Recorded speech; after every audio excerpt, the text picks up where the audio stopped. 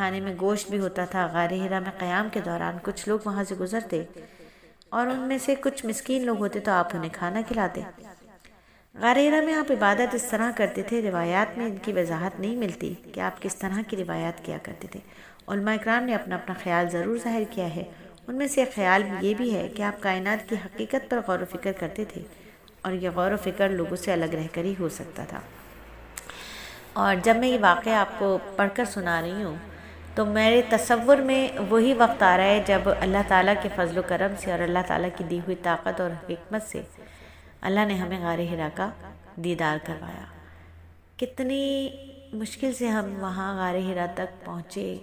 غار حرا پہاڑ کی بلندی پہ جا کے پھر دوسری طرف اترنا ہے، پھر ایک بالکل ایسی کھوج ایسی ہے جس میں صرف ایک آدمی ایک وقت میں اندر جا سکتا ہے، اور اس کو دوسری طرف اترنے کے لیے بڑی مشقت ہے۔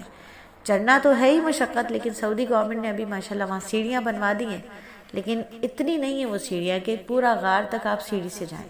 بہت ٹیپر میں جا کر کے کھڑی پہاڑی ہے، اور سمجھے کہ جتنا چڑھنا مشکل اس سے زیادہ اترنا مشکل، کیونکہ اتنا کھڑی پہاڑی ہے کہ آدمی کی ٹانگیں رکتی نہیں، در در در در در اترتا چلا جاتا ہے۔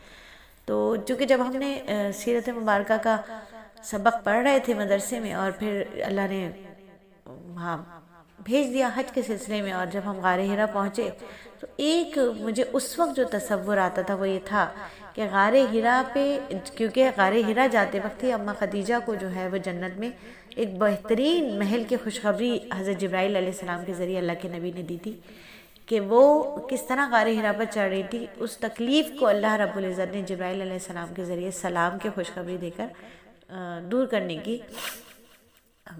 کے لیے، ان کے دل کا جو بوجھ ہے وہ ختم کرنے کے لیے اللہ نے خوشخبری دی کہ کس طرح کا وہ ان کا لباس ہوتا تھا، ڈھیلا ڈھالا لباس۔ پھر وہ کھانے اور پانی کا برتن لیے نبی صلی اللہ علیہ وآلہ وسلم کے لیے غار حرا جا رہی تھی، اور کتنی مشقت سے چڑھ رہی ہوگی۔ تو یقین کیجئے جب غار حرا جب اللہ نے بھیجا اور جب چڑھے تو بس یہی تصور آتا تھا کہ اماں خدیجہ کیسے چڑھتی ہوں گی، اتنے بڑے عبائے، اتنے بڑے برقعے کو لے، وہ جو ان کا لباس تھا وہ اڑتا ہوگا، ہوائیں چل رہی ہوں گی، اور وہ لباس کو سنبھالیں، برتن سنبھالیں، کیسے چڑھیں۔